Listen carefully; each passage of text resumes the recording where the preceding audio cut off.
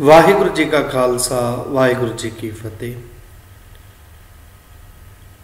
असी रोजाना गुरबाणी का पाठ करते हैं।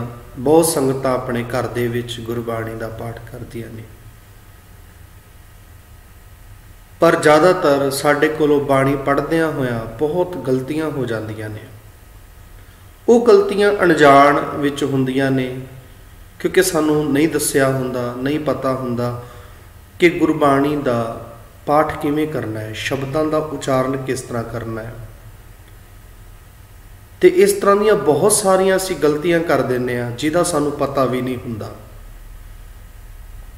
अज असीं वो गलतियां दी गल करांगे, कित्थे कित्थे असीं पाठ करदे हां, गलतियां करदे हां, कित्थे कित्थे साडे कोलों गलती हुंदी है।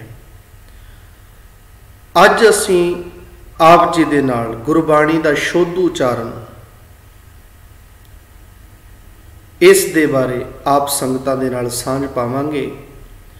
समझण दा यतन करिए कि गुरबाणी नूं किस तरह पढ़ना है, गुरबाणी का उचारण किस तरह करना है। गुरबाणी जिन्ने रस विच जिन्ने मिठास नाल असीं पढ़ांगे उन्ना ही साडे अंदर सहज पैदा होएगा, उन्ना ही साडे अंदर प्यार पैदा होएगा।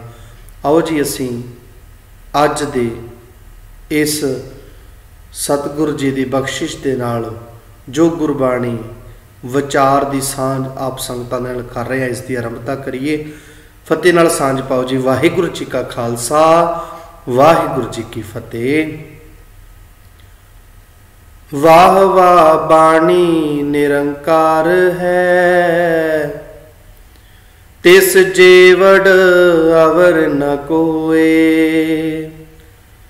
गुरु ग्रंथ साहिब जी दे अंदर बाणी नूं निरंकार दा दर्जा दिता गया। जिसने निरंकार नूं देखना होवे, निरंकार नूं हासिल करना होवे, गुरबाणी नूं पढ़ना शुरू कर देवो, गुरबाणी नूं अपने हिरदे विच वसा लो, गुरबाणी नूं अपने घर दे विच लागू कर देवो। जिस जिस जगह ते भी गुरबाणी दा पाठ हो रहा है, गुरबाणी नूं समझिया जा रहा है, गुरबाणी नूं पढ़िया जा रहा है, तो समझो जी उस घर दे विच निरंकार दा वासा है। क्योंकि गुरु साहिब जी ने आप बाणी नूं निरंकार दा दर्जा दिता है। वाह वाह बाणी निरंकार है। नाल एक होर गल बड़ी प्यारी कही, तिस जेवड़ अवर ना कोई। जिस वर्गा होर कोई नहीं, जिस दी कोई होर बराबरी नहीं कर सकता, जिस दे कोई बराबर नहीं, जिस दे कोई तुल नहीं। जदों असीं दो साडे सामने पक्ष होण असीं कहिए भी इहदे वर्गा होर कोई नहीं। इसे तरह सतगुरु जी ने आ जिहड़ी खास गल कही है, तिस जेवड़ अवर ना कोई। कोई भी गुरबाणी दे बराबर नहीं, कोई भी दुनिया की चीज गुरबाणी दे बराबर नहीं हो सकती, बराबरी नहीं कर सकती। केवल ते केवल बाणी ही निरंकार दा स्वरूप है, गुरबाणी निरंकार दा स्वरूप है। फिर अगला सवाल है कि गुरबाणी विच है कि इस विच अकाल पुरख दा संदेश है, अकाल पुरख जी दे उपदेश ने। हुण असीं देखना है भी असीं अकाल पुरख जी दे उपदेशां नूं मनना है या फिर सारियां दे वांग केवल असीं गुरु ग्रंथ साहिब जी नूं केवल ते केवल एक मंत्रां दे जाप वांग पढ़ी जाना है, बस पढ़ी जाना है, लेकिन गुरबाणी नूं पढ़ के उहदी विचार ही नहीं करनी, गुरबाणी नूं पढ़ के जीवन विच सहज ही नहीं लैके आउणा। जेड़े जेड़े काम गुरु साहब जी ने कहे वो करने ही नहीं, फिर गुरबाणी पढ़न का भी कोई लाभ नहीं होएगा। गुरु साहिब जी हुण बाणी बारे की कह रहे हैं, आ पंक्ति साडे सामने है। सतगुर की बाणी सत सत कर जानो, गुर सिखो हर करता आप मुहों कढ़ाए। सतगुर जी दी बाणी नूं सत सत कर जानो गुर सिखो। सतगुर जी दी बाणी नू हमेशा सत करके जानना है मेरे गुर सिखो। क्योंकि ये मैं आप नहीं कह रहा, ये मेरे बोल नहीं, ये मेरे शब्द नहीं, ये मेरी कोई रचना नहीं। हाँ आपों बोलना जानदा मैं कहया सब हुक्माओ जियो। वार वार इशारे दे रहे ने गुरु साहब जी। ये मेरी लिखी हुई कोई कविता रचना नहीं। आ पंक्ति दे विच इशारा दिता, हर करता आप मोहों कढ़ाए। हरि परमात्मा जी ने आप मेरे अंदरों इस नू प्रगट किया है, मेरे विचों इस नू प्रकाश किया है। बोलदा भावें मैं हाँ। गुरु साहब जी कहते जुबान मेरी काम कर रही है, भावें जीभ मेरी राही ये बोल निकल रहे ने, पर शब्द मेरे नहीं, ये विचार मेरी नहीं, ये बोल मेरे नहीं। ये तो अकाल पुरख जी मेरे तो सेवा ले रहे ने। ये ते अकाल पुरख जी ने बख्शिश की है। मेरे मुंह दे विचों ये उस अकाल पुरख दे जेड़े कलाम ने, जेड़े शब्द ने, परमात्मा जी आप मेरे को सेवा लैके ये मेरे मुंह दे विचों कढ़वा रहे ने।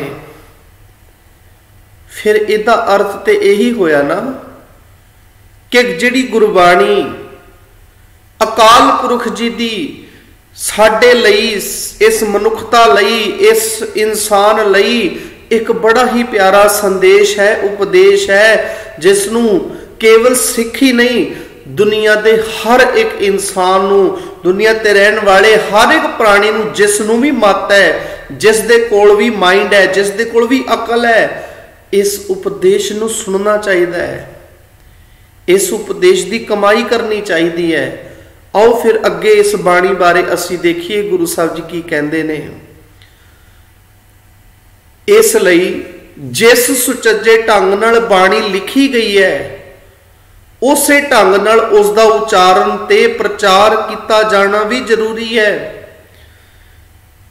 जिस ढंग तरीके नूं गुरु साहिब जी ने गुरबाणी लिखण लगे वरतिया, उसे ढंग नाल इन्हां शब्दां दा उचारण किया जावे, इन्हां शब्दां नूं पढ़िया जावे ते प्रचार किया जावे। हुण असी अगला पाठ देखते हाँ जी, शुद्ध उचारण दा भाव। शुद्ध उचारण का की मतलब है, जिसकी हुणे असी गल कर रहे सी कि गुरबाणी नूं शुद्ध रूप विच पढ़िया जावे ते अशुद्ध रूप की है। फिर की असी गलती करते हाँ, कित्थे असी गलत पढ़ते हाँ, सानू इस दे विचों पता लगेगा। गुरबाणी पढ़न लगे इन्हां गल्लां दा खास ध्यान रखना। पहली गल, अखरां दा उचारण ठीक होवे, सारे अखर एक सार बोले जाण। पहला तो जिहड़े अखर असी जदों पढ़ने ने गुरबाणी दे विचों जिहड़े शब्द असी पढ़ने ने, उन्हां अखरां दा, उन्हां शब्दां दा उचारण सही होवे ते सब नूं बड़े सोहणे ढंग नाल बोलिया जावे। ये नहीं कि असी उचारण लिखिया किसी होर तरीके नाल है, पढ़ किसी होर तरीके नाल रहे हैं। दूसरी गल, शब्द जोड़ ठीक ते शुद्ध बोले जाण। शब्दां नूं जिहड़ा जोड़ के असी उचारण करना है वो बिल्कुल सही होवे। लगा मात्रा का उचारण पूरी तरह ते शुद्ध रूप विच होवे। जिन्नियां भी लगा मात्रावां गुरु ग्रंथ साहिब च लगियां ने, उन्हां दा उचारण पूरी तरह ते शुद्ध रूप विच असी करना है। अगे है जी, योग थां ते विश्राम दिता जावे। ये बड़ी जरूरी गल है कि विश्राम बड़े ध्यान दे नाल लगाए जाण। जे एक भी जगह ते विश्राम गलत लग गया तो अर्थां दा अनर्थ हो जाएगा, अर्थ बिल्कुल गलत हो जाणगे। जिवें असी एक, मैं शब्द पढ़ रहा जी, आप जी नूं छेती समझ आएगा। वो शब्द है, असी जदों उस शब्द नूं जल्दबाजी विच पढ़ांगे तो देखियो जी अर्थ की बनते ने। सतगुर आयो शरण तुहारी, मिलै सुख नाम हर शोभा, चिंता लाहे हमारी। मैं पहली पंक्ति फिर बोल रहा, सतगुर आयो शरण तुहारी, सतगुर आयो शरण तुहारी। ते की अर्थ बने जी कि सतगुरु तुहाडी शरण विच आ गया, सतगुरु तुहाडी शरण विच आ गया। लेकिन हुण थोड़ा जिहा टका, हुण विश्राम देखना जी, उचारण देखना। सतगुर आयो शरण तुहारी। हुण इत्थे जदों सतगुर ते रुके, थोड़ा जिहा विश्राम दिता, टका रखिया, ते हुण आप अर्थ देखो की बन रहे ने। पहला अर्थ बन रहे सी सतगुर आयो शरण तुहारी, सतगुरु तुहाडी शरण विच आ गया। हुण मैं रुक गया, सतगुर आयो शरण तुहारी। हे सतगुरु जी, इत्थे सतगुर नूं संबोधन हो गया, इत्थे सतगुर जी नूं पुकारिया जा रहा है, इत्थे सतगुर जी नूं आवाज मारी जा रही है। ते की कहा जा रहा है, सतगुर हे सतगुरु जी आयो शरण तुहारी। हुण अर्थ हो गए, मैं तुहाडी शरण विच आ गया हाँ, मैं तुहाडी शरण विच आ गया हाँ। लेकिन जे असी पढ़ता सतगुर आयो शरण तुहारी, फिर अर्थ हो गए सतगुरु तुहाडी शरण विच आए हैं। इस जगह ते असी इस तरीके नाल विश्रामां दी इन्नी अहमियत है, जे ये विश्राम ठीक ना लाए साध संगत जी अर्थ बिल्कुल गलत हो जाएंगे। ते अगला पॉइंट साडा, पाठ दी लै रसमई होवे, फाहा ना वड्डीए। ये नहीं कि मैं जपजी साहब दे जी 51 पाठ करने ते कि जपजी साहब दी मैं रेल बना दा। माफ़ करना मैं रेल शब्द, क्योंकि रेल बना रहे हैं असी पाठां दी। असी पाठ करते हुए इन्नी अणगहली ते इन्नी काहली विच पढ़ रहे होंने आ कि ना तो अपने आप नूं कुछ समझ लगती है, ना पल्ले पैंदा है, ते ना सामने बैठे हुए नूं कुछ पल्ले पैंदा है। इन्ना असी पाठ नूं गलत तरीके नाल पढ़ते हाँ, इन्ना असी पाठ का गलत उचारण करते हाँ। आ असी नुकते याद रखने जी पाठ कर लगे हाँ, अखरां का उचारण ठीक होवे, सारे अखर एकसार बोले जाण। दूसरा पॉइंट, शब्द जोड़ ठीक ते शुद्ध बोले जाण। तीसरा पॉइंट, लगा मात्रां का उचारण पूरी तरह ते शुद्ध रूप विच होवे। चौथा पॉइंट है, योग थां ते विश्राम दिता जावे। पंजवां पॉइंट जिहड़ा बहुत ही खास है, पाठ दी लै रसमई होवे। पाठ नूं रस विच पढ़िए, पाठ का उचारण रस विच करिए। हाँ जी, अगे आ गया जी मूल मंत्र। हुण देखना जी पाठ किस तरह करना है असी। जे तां इदां करांगे, एक ओंकार सतनाम करता पुरख निरभउ निरवैर अकाल, तां फिर फाहा वढ़ रहा। लेकिन टका विच पाठ करिए। एक ओंकार सतनाम करता पुरख निरभउ निरवैर अकाल मूरत अजूनी सैभं गुर प्रसाद। गुर प्रसाद। असी मूल मंत्र दे विच भी किन्नियां गलतियां कर दिंदे आ संगत जी। जिवें इत्थे एक शब्द आया गुर प्रसाद, आप जी थल्ले वेख सकते हो, गुर प्रसाद। हुण इहनूं असीं की पढ़दे जी पाठ कर लगे, मूल मंत्र ही साडा सही नहीं। असीं पढ़ दिंदे आ गुर प्रसाद प्रसाद, जां तां पढ़ दिंदे आ प्रसाद जां पढ़ दिंदे आ प्रसाद। ठीक है जी, प्रसाद पढ़ना है। पर इत्थे हुण एक खास नुकता ध्यान रखियो, पप्पे दे पैर विच अद्धा रारा लगा होया है, अद्धा रारा जिहदा उचारण प्र होएगा। इत्थे प्र पाठ होएगा, प्र। जदों पूरा रारा लिखा गया फिर प्रसाद पढ़ांगे। गुरु ग्रंथ साहिब विच वो शब्द भी आएगा जिथे पूरा रारा है, पर इत्थे हुण पैर दे विच रारा है, असीं इहनूं जां तां प्रसाद बना दिंदे आ। जदों प्रसाद उचारण किया ते प्रसाद शब्द का अर्थ हुंदा है कड़ाह प्रसाद, तां भी गलत है। जे प्रसाद पाठ किया तां भी गलत है, क्योंकि इत्थे उचारण अद्धे रारे का इस तरह किया जाएगा गुर प्रसाद, ते फिर इत्थे मूल मंत्र की समाप्ति। जे असीं इन्हां गल्लां दा ध्यान ना रखिया ਤੇ ਅਰਥਾਂ ਦੇ ਅਨਰਥ ਵੀ ਹੋਣਗੇ ਤੇ ਪਾਠ ਵੀ ਸਾਡਾ ਸ਼ੁੱਧ ਨਹੀਂ। ਸਾਡਾ ਜੋ ਅੱਗੇ ਅਸੀਂ ਇਸ ਗੁਰਮਤ ਦੇ ਸਿਧਾਂਤਾਂ ਨੂੰ ਸਮਝਦੇ ਹੋਏ ਅਗਲਾ ਪੁਆਇੰਟ ਲਾਪਰਵਾਹੀਆਂ। ਪਾਠ ਕਰਨ ਲੱਗੇ ਅਸੀਂ ਬਹੁਤ ਲਾਪਰਵਾਹੀਆਂ ਕਰ ਜਾਂਦੇ ਹਾਂ, ਕਦੀ ਜਲਦਬਾਜ਼ੀ ਵਿੱਚ, ਕਦੀ ਅਸੀਂ ਕਿਸੇ ਹੋਰ ਕਾਰਨ ਕਰਕੇ ਵੀ ਬਹੁਤ ਸਾਰੀਆਂ ਲਾਪਰਵਾਹੀਆਂ ਕਰਦੇ ਹਾਂ। ਚਲੋ ਜੀ ਦੇਖਦੇ ਹਾਂ ਕਿਹੜੀ ਕਿਹੜੀ ਲਾਪਰਵਾਹੀ ਕਰਦੇ ਹਾਂ। ਆਹ ਸਾਡੇ ਸਾਹਮਣੇ ਇੱਕ ਪੰਕਤੀ ਹੈ ਜਪਜੀ ਸਾਹਿਬ ਦੀ, ਇਹਨੂੰ ਪੜ੍ਹ ਕੇ ਦੇਖਦੇ ਹਾਂ। ਹੁਕਮੀ ਹੋਵਨ ਆਕਾਰ, ਹੁਕਮ ਨ ਕਹਿਆ ਜਾਈ। ਇਹ ਪੰਕਤੀ ਹੈ। ਹੁਣ ਦੇਖਿਓ ਜੀ ਲਾਪਰਵਾਹੀ ਕੀ ਹੈ। ਆ ਥੱਲੇ ਅਸੀਂ ਵੇਖ ਰਹੇ ਹਾਂ ਜਿਹੜਾ ਸ਼ਬਦ ਆ ਰਿਹਾ ਆਕਾਰ, ਇਹ ਤਾਂ ਦਿੱਤਾ ਹੋਇਆ ਸਾਧ ਸੰਗਤ ਜੀ, ਇੱਥੇ ਅਸੀਂ ਪਾਠ ਕਰਨ ਲੱਗੇ ਹਾਂ। ਹੁਣ ਧਿਆਨ ਦੇਣਾ, ਹੁਕਮੀ ਹੋਵਨ ਆਕਾਰ, ਸ਼ਬਦ ਐੜੇ ਨੂੰ ਕੰਨਾ, ਫਿਰ ਕੱਕੇ ਨੂੰ ਕੰਨਾ ਰਾਰਾ ਤੇ ਕੀ ਬਣੇਗਾ ਆਕਾਰ। ਪੂਰਾ ਮੂੰਹ ਖੋਲ ਕੇ ਬੋਲਣਾ ਪਏਗਾ ਆਕਾਰ। ਪਰ ਹੁਣ ਅਸੀਂ ਕੀ ਕੀਤਾ ਜੀ, ਅਸੀਂ ਸ਼ਾਰਟ ਵਿੱਚ ਕਰਤਾ ਆਕਾਰ, ਅਸੀਂ ਪੜ੍ਹ ਦਿੱਤਾ ਆਕਾਰ। ਅਸੀਂ ਪੜ੍ਹਦੇ ਹਾਂ ਹੁਕਮੀ ਹੋਵਨ ਆਕਾਰ। ਆ ਦੇਖੋ ਜੀ, ਅਸੀਂ ਆਹ ਵਾਲਾ ਉਚਾਰਨ ਕਰਦੇ ਹਾਂ, ਹੁਕਮ ਨਾ ਕਹਿਆ ਜਾਈ। ਚਲੋ ਜੀ ਅੱਗੇ। ਹੁਣ ਆ ਦੇਖੋ ਜੀ, ਜਿੰਨੇ ਵੀ ਜਪਜੀ ਸਾਹਿਬ ਦੇ ਵਿੱਚ ਦਾਤਾਰ, ਇਹਨੂੰ ਦਤਾਰ ਨਹੀਂ ਪੜ੍ਹਨਾ। ਸਾਲਾਹਣ, ਸਲਾਹਣ ਨਹੀਂ ਪੜ੍ਹਨਾ। ਸਾਧਾਰ, ਇੱਥੇ ਸੁਧਾਰ ਪਾਠ ਨਹੀਂ ਕਰਨਾ। ਸਾਲਾ, ਸਲਾ ਪਾਠ ਨਹੀਂ ਕਰਨਾ। ਪਾਤਾਲ ਪੜਾਂਗੇ ਪਾਤਾਲ, ਪਤਾਲ ਪਾਠ ਨਹੀਂ ਕਰਨਾ। ਆਗਾਸ, ਅਗਾਸ ਪਾਠ ਨਹੀਂ ਕਰਨਾ। ਵਾਪਾਰ, ਵਪਾਰ ਪਾਠ ਨਹੀਂ ਕਰਨਾ। ਆਸੀਸ, ਅਸੀਸ ਨਹੀਂ ਬੋਲਣਾ। ਗਾਵਾਰ, ਗਵਾਰ ਨਹੀਂ ਬੋਲਣਾ।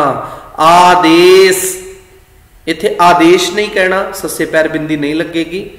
ਆਦੇਸ਼ ਦਾ ਅਰਥ ਹੁੰਦਾ ਹੈ ਹੁਕਮ ਕਰਨਾ। ਆਦੇਸ਼ ਦਾ ਅਰਥ ਹੁੰਦਾ ਹੈ ਜਿੱਦਾਂ ਅਸੀਂ ਕਹਿੰਦੇ ਆ ਕਿ ਮੈਂ ਤੈਨੂੰ ਨਮਸਕਾਰ ਕਰਦਾ ਹਾਂ, ਆਦੇਸ਼ ਦਾ ਅਰਥ ਨਮਸਕਾਰ। ਤੇ ਇੱਥੇ ਇੱਕ ਚੀਜ਼ ਹੋਰ ਆਪ ਜੀ ਨੇ ਧਿਆਨ ਦੇਣੀ, ਇੱਥੇ ਆਦੇਸ਼ ਨਹੀਂ ਆਦੇਸ਼।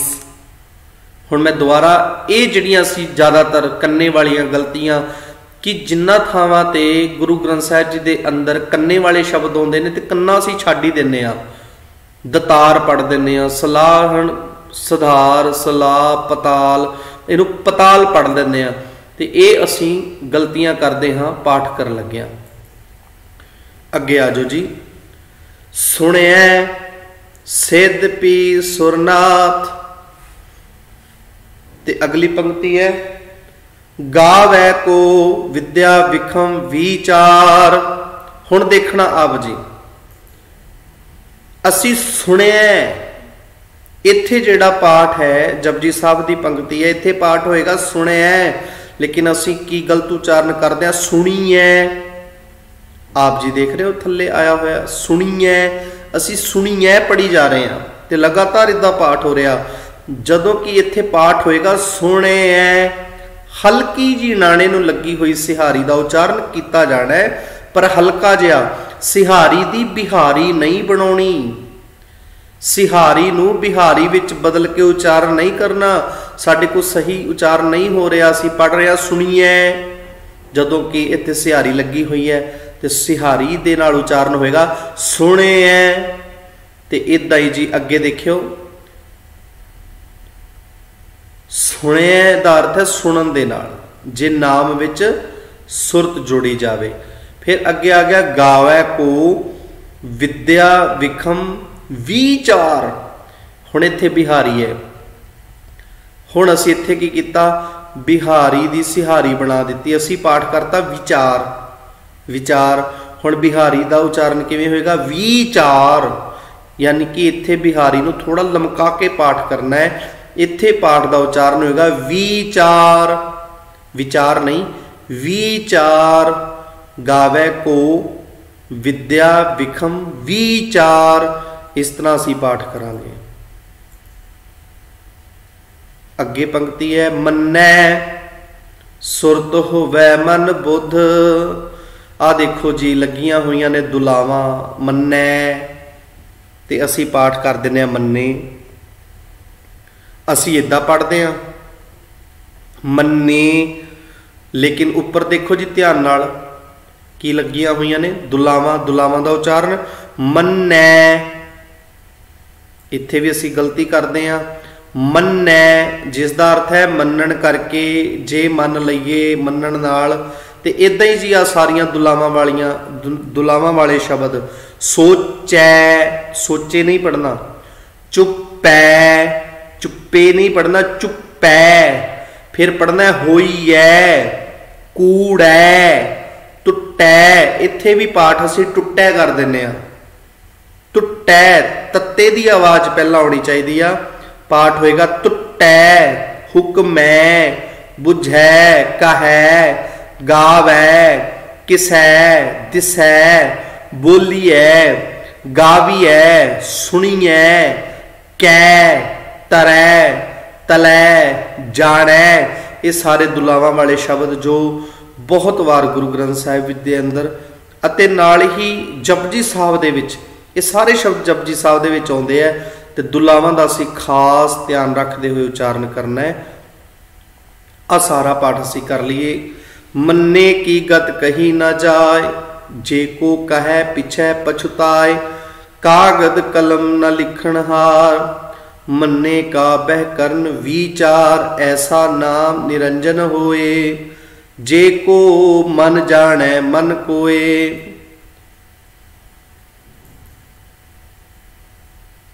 फिर देख लीजिए जी अगे। तेरी अनेक करे हर पूजा जी। तपता पै जपै बेअंता। हुण आ देखो जी इत्थे अनिक है, असी पढ़ता अनक। असी अनक पढ़ दिंदे जदों कि नहीं अनिक।